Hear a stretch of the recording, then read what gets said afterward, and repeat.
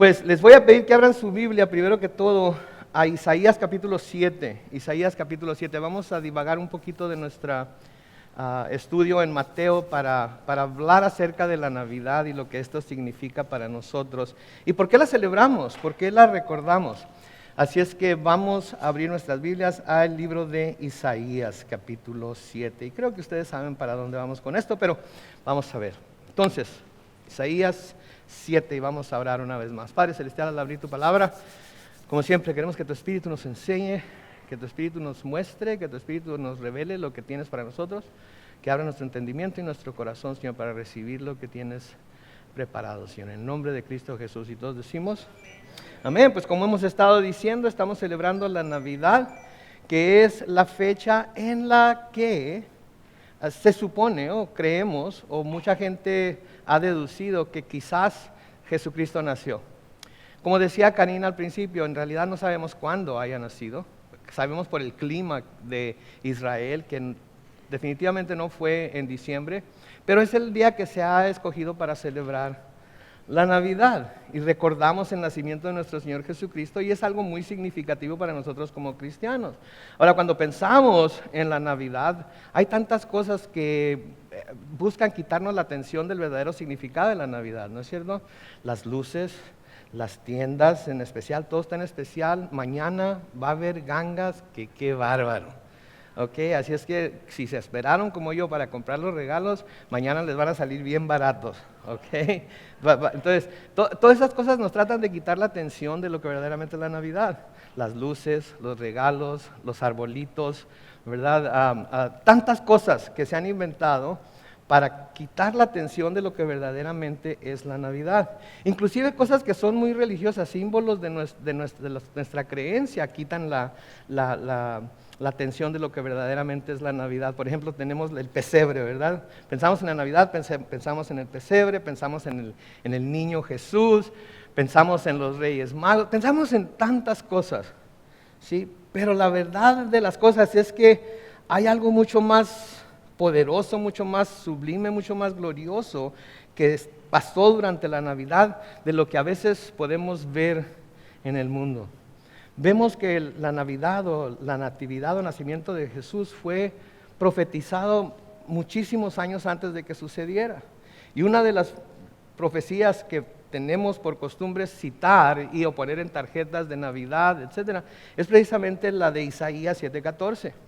En Isaías 7:14 el profeta escribe esto, noten, pues ahora el Señor mismo les dará una señal, la joven concebirá y dará a luz un hijo y le pondrá por nombre Emmanuel. Ahora, aquí en esta versión dice la joven, no la virgen. Muy importante, a veces no pensamos en lo que las palabras están diciendo, pero cuando hablamos de la virgen, ¿verdad? Implica que es una virgen en particular. Y no fue María no se escogió a María porque María era la virgen. Se escogió a María porque María era una joven que estaba sometida a la voluntad de Dios.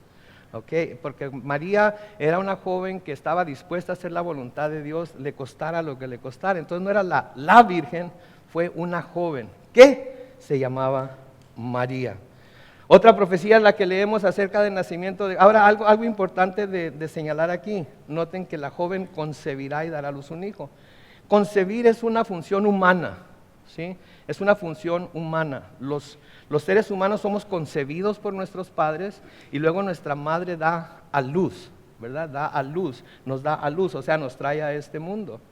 En Isaías 7:14 nos dice que esta joven va a concebir, como todo ser humano es concebido, va a dar a luz un hijo, como todo ser humano es dado a luz, pero luego nos dice que le pondrá por nombre ¿qué?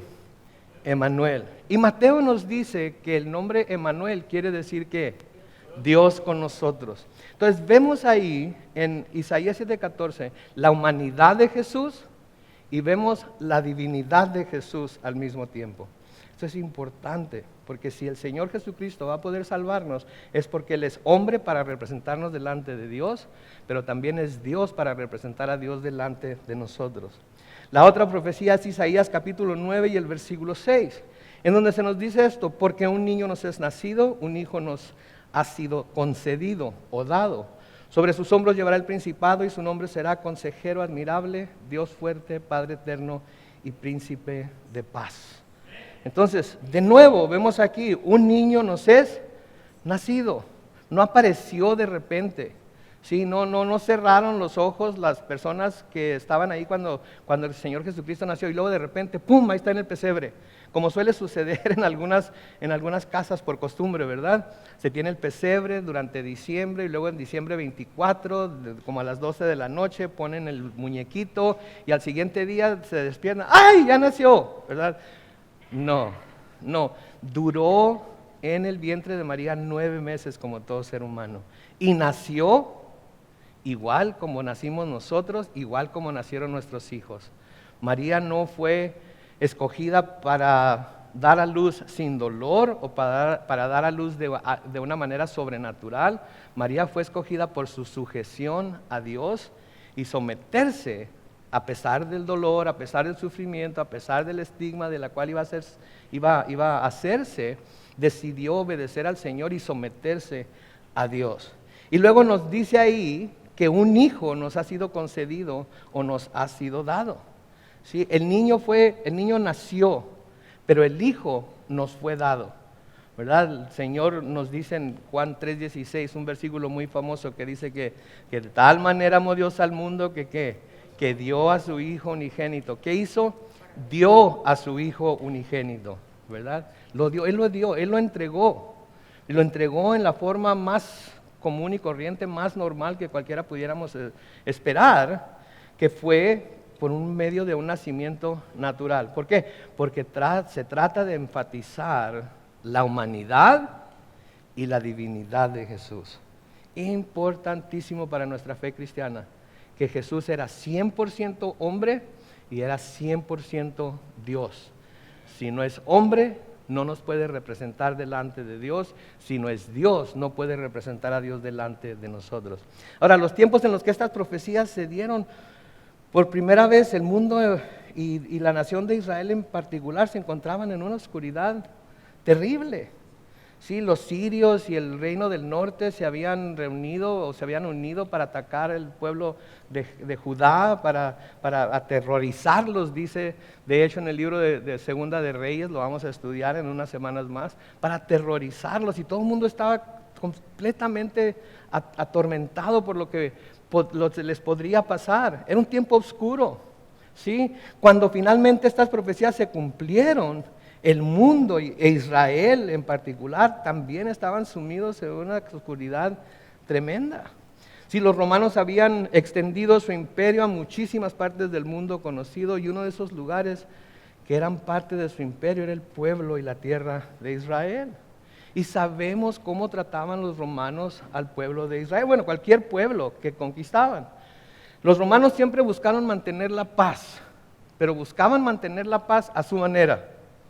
En otras palabras, lo que hacían era o guardan la paz o nosotros los ponemos en paz.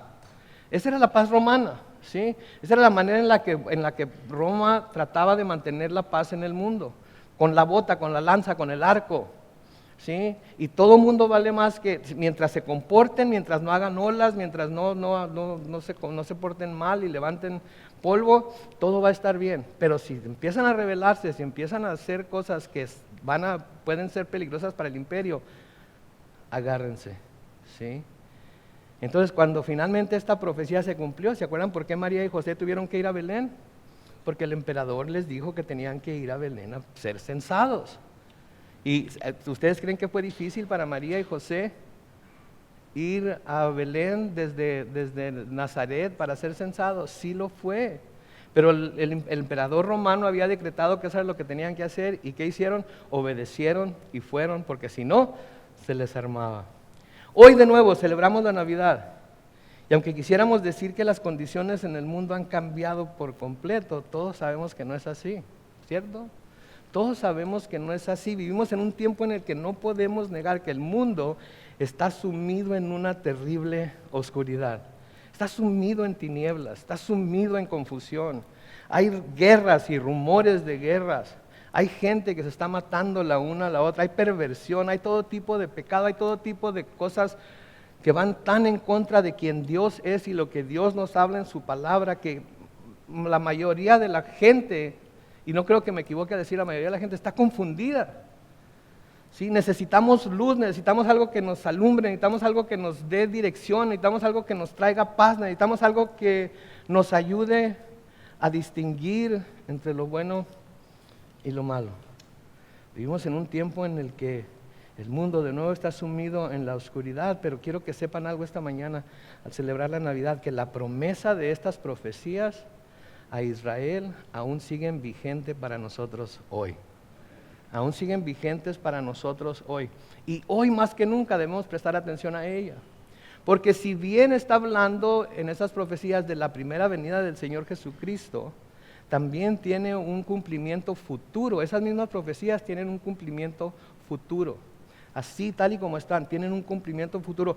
Y ese cumplimiento es el que nosotros estamos esperando. Por eso vamos a celebrar la Navidad, pero no celebremos la Navidad solamente recordando al niño que nació hace 2000 y tantos años en Belén y lo pusieron en un pesebre. Tenemos que celebrar la Navidad también pensando en el futuro glorioso que tendremos cuando Él regrese y venga por su iglesia y nos arrebate y nos lleve al cielo o nos llame a su presencia. Porque si solo pensamos en lo primero, y luego nos damos cuenta el 26 en adelante, el 26 de diciembre en adelante, que todo sigue igual, vamos a desilusionarnos. No vamos a tener una visión clara. Pero si vemos lo futuro, entonces podemos tener esperanza. Eso es lo que trae la esperanza. No que el niño Jesús haya nacido humildemente y lo hayan puesto en un pesebre, en un establo, que en realidad todas esas cosas parece ser que eso es lo que dicen, pero mucha gente ha llegado a esas conclusiones por lo que puede leer, pero no se habla claramente en las Escrituras. Pero si pensamos en el futuro, eso es lo que nos trae esperanza. Eso es lo que nos trae esperanza. Entonces, volviendo a Isaías, busquen en su Biblia ahí Isaías capítulo 9, vamos a ver el capítulo aquí, vamos a detenernos en algunos lugares para ver lo que significa en realidad la Navidad para nosotros, que no es solamente el bebé nacido puesto en el pesebre, sino que es lo que ese bebé vino a traer y es lo que esperamos en ese bebé para el futuro. Isaías capítulo 9 dice, pero no siempre habrá oscuridad para la que ahora está angustiada. Ahí está hablando de Jerusalén.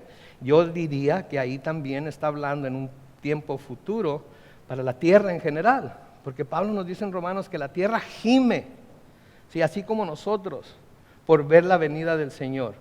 Entonces yo creo que está hablando en aquel tiempo de Jerusalén, pero está hablando también en un tiempo futuro de la tierra en general, y aquellos de nosotros que hemos puesto nuestra esperanza y fe en el Señor Jesucristo, que estamos esperando la segunda venida de ese hombre Dios que era Jesús. Amén. Sigue diciendo ahí, en los primeros tiempos las regiones de Zabulón y Neftalí fueron afligidas, pero en los últimos tiempos se llenará de gloria el camino del mar al otro lado del Jordán, en Galilea de los gentiles. Recuerden, esto es lo que Mateo nos dice, ¿sí? En Mateo capítulo 4, en donde Mateo nos dice que lo que está pasando ahí, que el Señor está en Galilea, es el cumplimiento precisamente de esta profecía. Versículo 2 dice, el pueblo que andaba en tinieblas vio una gran luz. Sí, la luz resplandeció para los que vivían en un país de sombras y de muerte. Mis hermanos, para nosotros que hemos creído en el Señor Jesucristo, la luz ha resplandecido en nuestros ojos. La luz ha resplandecido en nuestros corazones y en nuestra mente.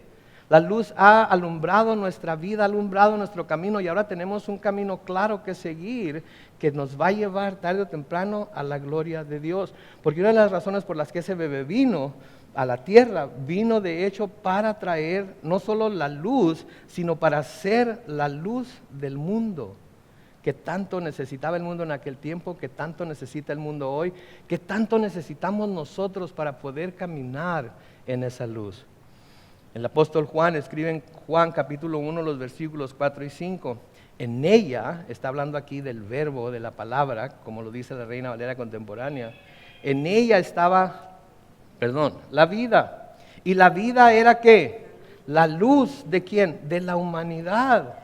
La luz se encendió para que toda la humanidad pudiera ver, pero la gran mayoría de la humanidad no quiere seguir esa luz. La gran mayoría de la humanidad prefiere seguir en las tinieblas. La luz vino, pero los hombres prefirieron las tinieblas más que la luz. ¿Por qué se nos dice? Porque sus obras son malas. Sí, entonces en ella estaba la vida y la vida era la luz de la humanidad. Versículo 5 dice, la luz resplandece en las tinieblas y las tinieblas no prevalecieron contra ellas. ¿Qué quiere decir esto? Que las tinieblas no pudieron acabar con Jesús, que no pudieron estorbar a la misión que Jesús traía de llevar su luz, la luz de Dios a todo el mundo. En Juan capítulo 8 y el versículo 12 dice, en otra ocasión Jesús dijo, yo soy la luz del mundo, el que me sigue no andará en tinieblas, sino que tendrá la luz de la vida. ¿Quién? ¿Quién es el que tendrá la luz de la vida? ¿Quién es el que no anda en tinieblas? El que lo sigue. El que lo sigue, el que deja que Jesús lo guíe. ¿Sí? Es como si estamos en algún lugar oscuro y nada más uno de nosotros trae una lámpara. ¿Sí? Y el que trae la lámpara se pone enfrente del resto del grupo. Si el resto del grupo quiere sobrevivir, ¿qué va a hacer? Va a seguir. Y si no le importa, ¿qué va a hacer? Va a agarrar por su lado, va a andar a tientas viendo aquí y allá, pensando que está salvo y a lo mejor no está salvo. ¿Y qué va a suceder tarde o temprano? ¿Por qué? Porque no tiene una luz que lo guíe, pero aquellos que lo han seguido, aquellos que lo van siguiendo, ¿sí? Tienen la luz de la vida. En Juan capítulo 12 y el versículo 46 dice esto, Jesús hablando, yo soy la luz y he venido al mundo para que todo aquel que cree en mí no permanezca en tinieblas. ¿Lo creemos? Porque si lo creemos quiere decir que no estamos en tinieblas, no estamos ciegos. Sí, a las cosas que este mundo tiene, a las cosas que Satanás quiere hacer en nuestras vidas, no estamos ciegos, está claro para nosotros porque la luz del Señor está alumbrando nuestros ojos. Pero si esto es cierto, lo contrario también es cierto. Podría decir entonces, yo soy la luz y he venido al mundo. Y si alguien no cree en mí, entonces permanece en las tinieblas. Tanto lo uno como lo otro tiene que ser cierto. Las dos cosas no se pueden combinar. Si creemos, estamos en la luz. Si no creemos, estamos en nuestras tinieblas. Y no podemos ver claramente lo que tenemos delante porque la luz que vino a alumbrarnos no nos está alumbrando.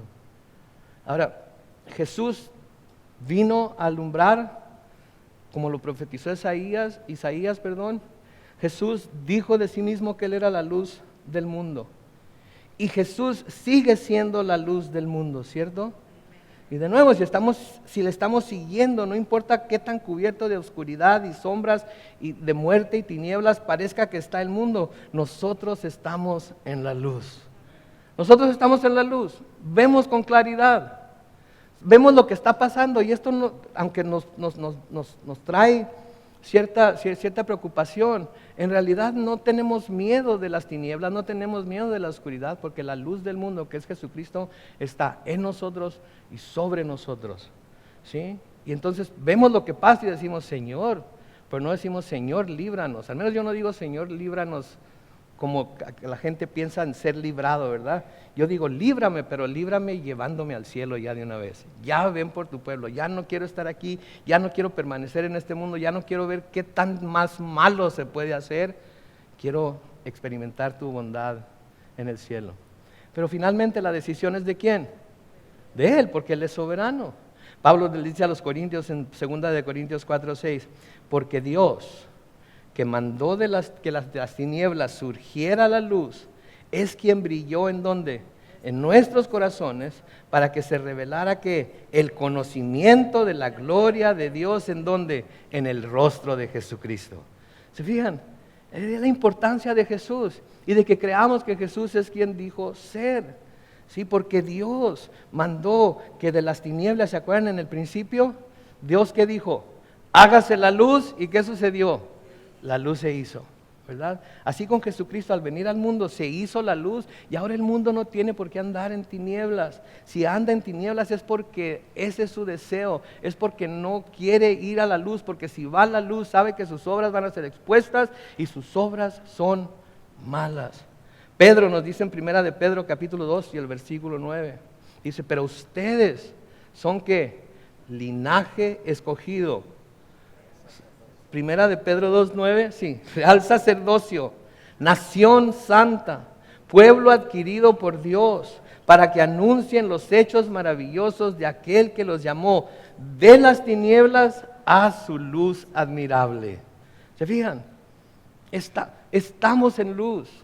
Es solo cuando queremos hacer lo que a nosotros nos place, lo que nosotros queremos, lo que nosotros vemos como lo mejor para nosotros mismos, que nos movemos hacia las tinieblas. ¿No es cierto? Cuando no queremos que alguien nos vaya a ver, cuando no queremos que se sepa lo que estamos haciendo, ¿qué hacemos? Nos movemos hacia las tinieblas. Y aún como cristianos, nos movemos hacia las tinieblas. Y tenemos que tener mucho cuidado. Tenemos que tener mucho cuidado de no movernos hacia las tinieblas tanto que dejamos de poder percibir lo que Dios está queriendo hacer en nuestras vidas. Entonces el Señor nos llamó de las tinieblas a su luz admirable. Y si permanecemos en Él y Él en nosotros, permanecemos en la luz.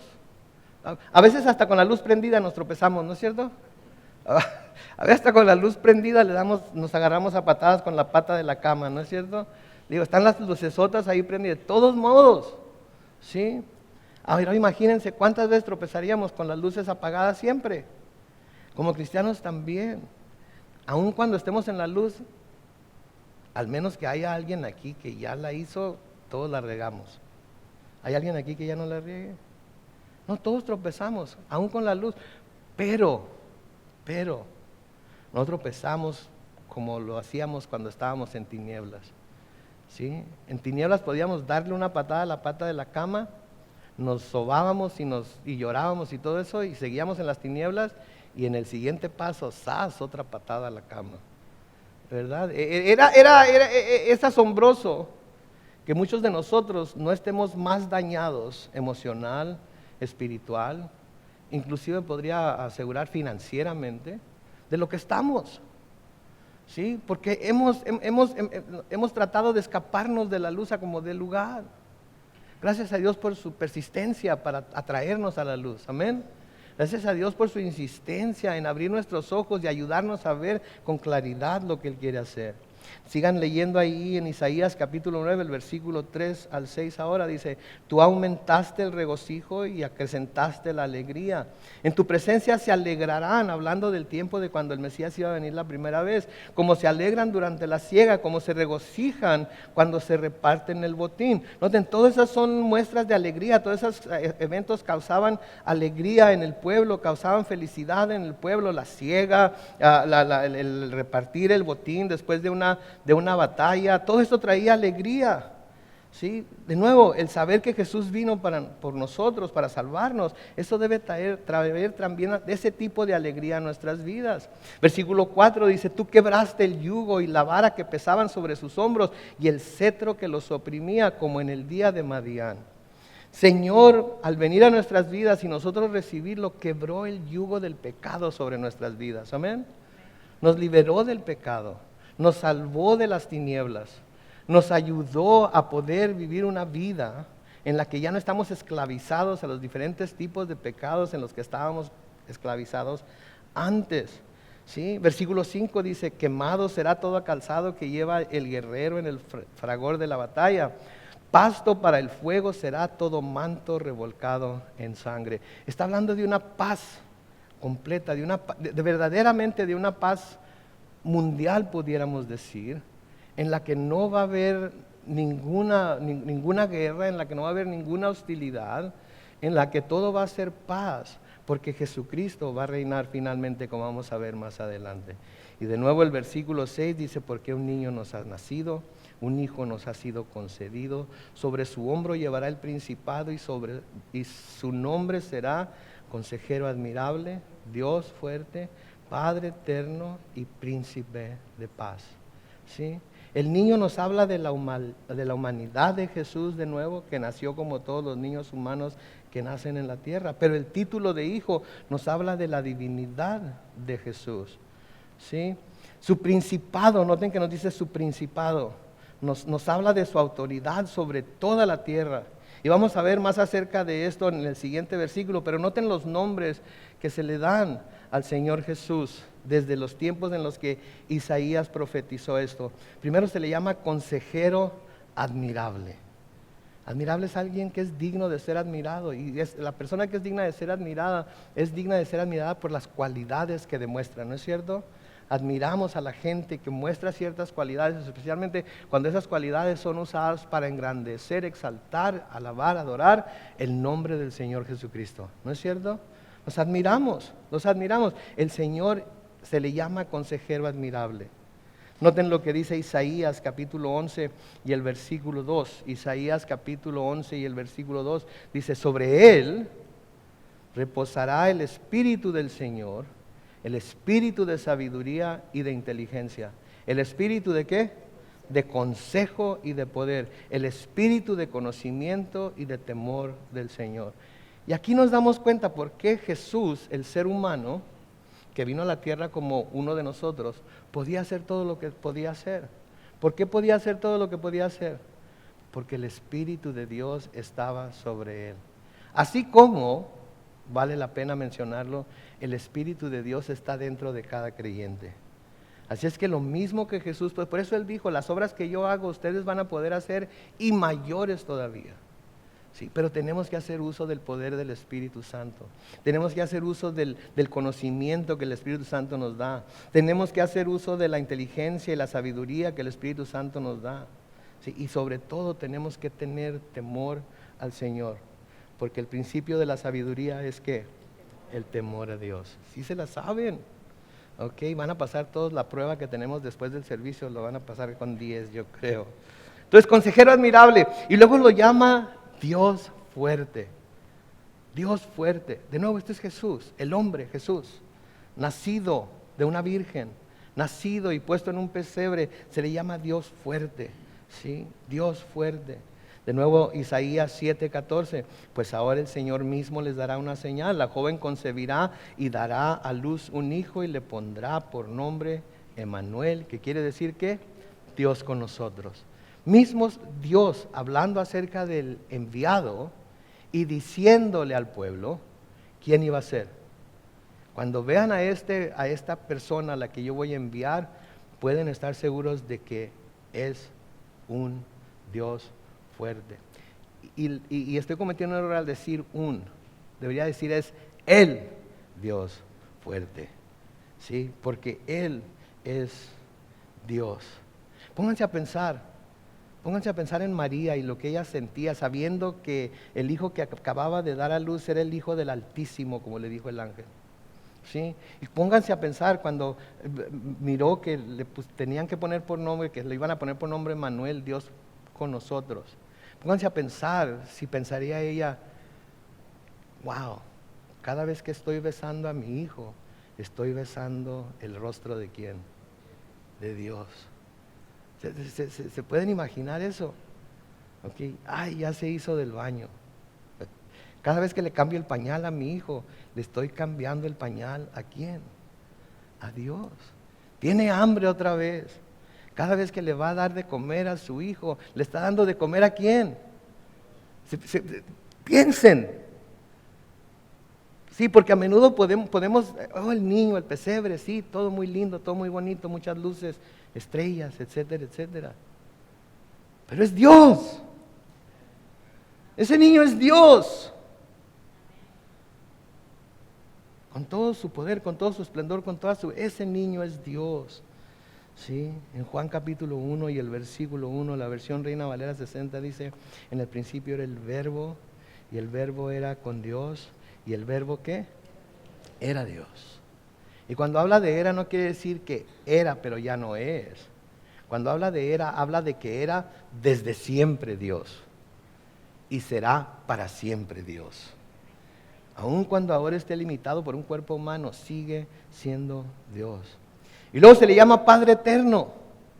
Se le llama Padre Eterno. Ahora, algo muy importante aquí: nunca debemos entender con esto que Jesús es el Padre, porque el Padre no es Jesús, ni Jesús es el Padre, ni el Padre y Jesús son el Espíritu Santo, ni el Espíritu Santo es Jesús o el Padre.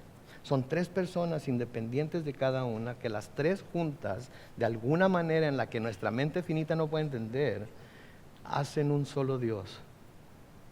Entonces, cuando se nos dice aquí Padre eterno, nunca debemos entender con esto que Jesús era el Padre, sino que vino para presentarnos el carácter del Padre. Vino para mostrarnos en carne humana. Si el Padre tomara cuerpo, se humanara, a esto es a lo que se parecería. Eso es lo que quiere decir. En Juan 14, los versículos 6 al 11, Juan 14, versículos 6 al 11, dice: Jesús le dijo: yo soy el camino y la verdad y la vida. Nadie viene al Padre sino por mí. Versículo 7, si me conocieran también conocerían a mi Padre. Y desde ahora lo conocen. Y noten lo que dice. ¿Y qué dice? Y lo han visto. Felipe le dijo: Señor, muéstranos al Padre. Con eso nos basta. Jesús le dijo: hace ya tanto tiempo que estoy con ustedes y tú, Felipe, ¿no me has conocido? El que me ha visto a mí, ha visto al Padre. ¿Cómo entonces dices, muéstranos al Padre? ¿No crees que yo estoy en el Padre y que el Padre está en mí? Las palabras que yo les hablo no las hablo por mi propia cuenta, sino que el Padre que vive en mí es quien hace las obras. Créanme que yo estoy en el Padre y que el Padre está en mí. De otra manera, créanme por las obras mismas. Entonces, nunca debemos de nuevo creer o pensar que Jesús es el Padre, pero vino a dar testimonio de lo que el Padre era y vino a mostrarnos cómo sería el Padre si Él pudiera moverse entre gente pecadora. El Padre nunca podría haberse movido, vivido, convivido, hablado, etcétera, etcétera, con gente pecadora. Se necesitaba un intermediario, por eso existía el sacerdocio. Y para nosotros ese sacerdote fue ¿quién? Y sigue siendo ¿quién? Jesucristo. Porque en Jesús podemos acercarnos al trono de gracia de Dios y recibir ayuda para el oportuno socorro. Pero es en Cristo. Y luego noten que se le nombra también príncipe de paz. El mundo toma esto como que Jesús en su primera venida vino a traer paz entre las naciones del mundo, pero ya no va a haber guerras, ya no va a haber conflictos, ya no va a haber ningún problema. ¿Eso es lo que vemos en el mundo hoy? No. Alguien en uno de los videos que subimos a YouTube hizo esa pregunta: ¿en dónde está pues la paz que trajo Jesús? ¿En dónde está la paz que trajo Jesús? La persona está preguntando eso porque ve un mundo que no tiene paz. Inclusive aquí en Estados Unidos, en donde vivimos en relativa paz, no hay paz, ¿no es cierto? No hay paz, hay constante conflicto. Es más, me atrevo a decir que anoche en algunos hogares no hubo paz tampoco. Me atrevo a decir que el día de Año Nuevo, la noche de Año Nuevo, en algunos hogares no va a haber paz. Queríamos tener paz, queríamos tener la fiesta en paz, no queríamos que nadie se enojara con nadie, ni que nadie dijera nada malo de otro, etcétera, pero no hubo paz. Pero el mundo, cuando se le dice que Jesucristo es el príncipe de paz, quiere decir que iba a traer paz a todo el mundo. Y eso no es lo que sucedió. Lo podemos ver claramente que eso no es lo que sucedió. Él mismo dijo que no había venido a traer paz. ¿Se acuerdan? Lo estudiamos en Mateo capítulo 10, versículo 34. Jesús dice: no piensen que he venido para traer paz a la tierra. No he venido para traer paz, sino una espada. Entonces, el que crea que Jesús vino a la tierra para traer paz y que ahora sí todos vamos a vivir, ¿verdad?, alrededor de la alumbrada con guitarras y cantando cantos espirituales, está bien equivocado. Está bien equivocado. Entonces tiene que estar hablando de otra clase de paz, por lo que se le llama príncipe de paz. Tiene que estar hablando de otro tipo de paz. ¿Sí? Entonces, ¿por qué se le da el título de príncipe de paz? Qué bueno que preguntan, porque les voy a decir. Porque la paz que Jesús trae es paz entre Dios y la humanidad. Es paz entre Dios y la humanidad. ¿Sí se acuerdan? Estoy seguro que han leído el recuento de Lucas. Sí, cuando Jesús nació y los ángeles anunciaron su nacimiento. En Lucas capítulo 2, versículos 10 al 14, dice: pero el ángel les dijo a los pastores que estaban reunidos, pero el ángel les dijo: no teman, que les traigo una buena noticia que será para todo el pueblo motivo de mucha alegría. Hoy en la ciudad de David les ha nacido un Salvador, que es Cristo el Señor. Noten que no dijo un príncipe de paz primero, Dijo un Salvador, porque lo que el mundo necesitaba era un Salvador. Lo que el mundo necesita hoy es recibir al Salvador. Lo que nosotros necesitamos hoy es recibir ese Salvador si todavía no lo hemos recibido. ¿Sí? Salvador, que es Cristo el Señor. Versículo 12. Esto le servirá de señal, hallarán al niño envuelto en pañales y acostado en un pesebre. En ese momento apareció junto con el ángel una multitud de las huestes celestiales que alababan a Dios y decían: gloria a Dios en las alturas, paz en la tierra a todos los que gozan de su favor. En la Reina Valera 60 dice: a los hombres de buena voluntad. ¿Quiénes son los que gozan del favor de Dios? En términos generales, el hecho de que Dios todavía no haya destruido la tierra quiere decir que está mostrando su favor hacia todo el mundo. Pero los únicos que pueden tener paz con Dios son aquellos que lo han reconocido como el unigénito Hijo de Dios, en el cual hay, el único en el cual hay salvación. Porque los que han reconocido eso, ¿sí?, Dios muestra su favor haciendo las paces con ellos. Dios muestra su favor enviando a su Hijo unigénito para que fuera el mediador de la paz entre Él y la humanidad. ¿Tiene usted paz con Dios? La tiene porque Jesucristo es su mediador ante el Padre. ¿No tiene paz con Dios? La puede tener si hace de Jesucristo su mediador delante del Padre. ¿No quiere tener paz con Dios? Nadie lo va a forzar. Nadie lo va a forzar. Esto es entre usted y Dios. Si quiere seguir como enemigo de Dios, siga como enemigo de Dios. Es más, cierre los oídos ahorita lo que estoy diciendo. No lo oiga, porque no quiere tener paz con Dios. Pero si quiere tener paz con Dios, sepa usted que la única forma de obtener esa paz es por medio de Jesús. ¿Sí? En Isaías 53 y el versículo 5, Isaías 53 y el versículo 5 dice: pero Él será herido por nuestros pecados, molido por nuestras rebeliones. Sobre Él vendrá el castigo ¿de qué? De nuestra paz, y por su llaga seremos sanados. ¿Qué quiere decir eso? Que por el castigo que Él sufrió en lugar nuestro, ahora nosotros podemos tener paz.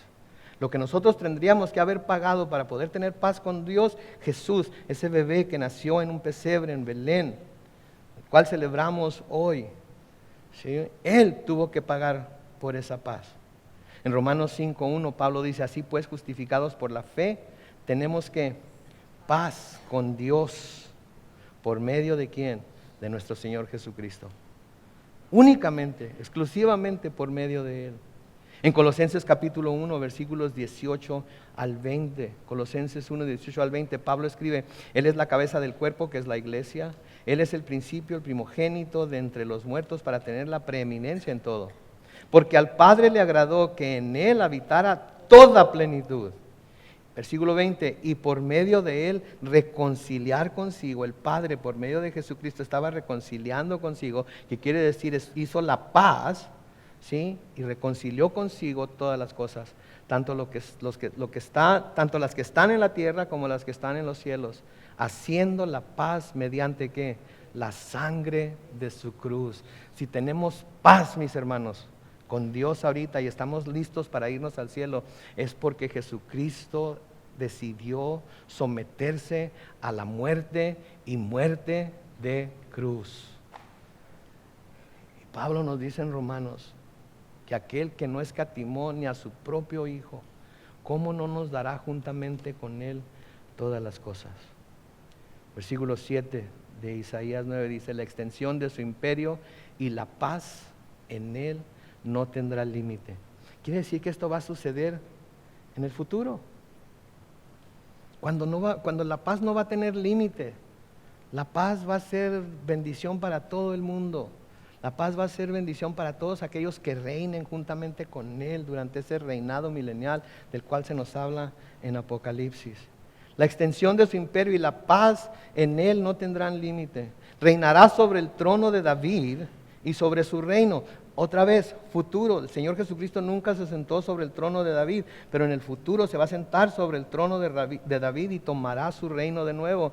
Sigue diciendo el versículo 7, y lo afirmará y confirmará en la justicia y el derecho desde ahora y para siempre. Esto lo hará el celo del Señor de los ejércitos. Va a llegar el día, mis hermanos, en que ese pequeño bebé de quien estamos hoy recordando su nacimiento, haya sido el 25 de diciembre o no, lo recordamos y lo celebramos y le damos gracias a Dios porque nació, porque Él pudo traer todo esto a nuestras vidas y reconciliarnos con Dios. Y va a llegar el día, el que va a reinar sobre toda la tierra. Va a volver, pero no como ese niño del pesebre, va a volver como el Salvador del mundo, va a volver como el principio y el fin, el alfa y el omega, el Rey de reyes y Señor de señores. En el Salmo 2, los versículos 7 al 9 dice: yo daré a conocer el decreto que el Señor me ha comunicado. Tú eres mi hijo, en este día te he engendrado. Pídeme que te dé las naciones como herencia y tuyos serán los confines de la tierra. Noten el versículo 9, someterás a las naciones con cetro de hierro y las destrozarás como a vasijas de barro. Sí, el Nuevo Testamento nos habla de Jesús como la piedra angular, ¿verdad? Y nos llama a que caigamos sobre esa piedra, ¿verdad? Y seamos quebrantados. Porque si no caemos voluntariamente nosotros sobre esa piedra, un día esa piedra, ¿qué va a pasar? Va a caer sobre nosotros y ¿qué va a suceder? Va a ser polvo a todo aquel sobre quien caiga esa piedra. Y por último, mientras el grupo de alabanza pasa al frente, en primera de Timoteo capítulo 6, los versículos 14 al 16, primera de Timoteo capítulo 6, versículos 14 al 16, dice, Pablo hablándole a Timoteo aquí le exhorta que te mantengas el mandamiento, el mandamiento inmaculado y irreprensible hasta la aparición de nuestro Señor Jesucristo. Yo creo que es una exhortación para nosotros aquí hoy, que mantengamos el mandamiento inmaculado e irreprensible hasta la aparición de nuestro Señor Jesucristo. Versículo 15, la cual a su debido tiempo mostrará el bienaventurado y solo soberano, Rey de reyes y Señor de señores, el único que es inmortal y que habita en luz inaccesible, a quien ningún hombre ha visto ni puede ver, al cual sea la honra y el imperio sempiterno. Y la iglesia dice, amén. Esto es lo que celebramos hoy. Las luces, el pesebre, los árboles, los regalos, etcétera, las galletas que tenemos allá afuera. Todo eso es bueno, no tiene nada de malo. Pero debemos recordar que este bebé vino para traernos salvación y que va a volver para darnos liberación final de este mundo. Y eso es lo que esperamos. Amén. Oremos. Bendito Padre Celestial, te damos tantas gracias por tu palabra, Señor. Te damos tantas gracias por habernos dado a tu Hijo. Por habernos dado a tu Hijo unigénito, para que todo aquel que en Él crea no se pierda, mas tenga vida eterna. Señor, estamos tan agradecidos contigo, porque hoy celebramos el nacimiento de ese pequeño bebé que se convirtió en hombre y que como hombre sometido a la ley se sometió a sí mismo hasta la muerte y muerte de cruz. Que al tercer día resucitó venciendo la muerte y el pecado, dándonos así a nosotros también, los que creemos en Él, victoria sobre la muerte y el pecado.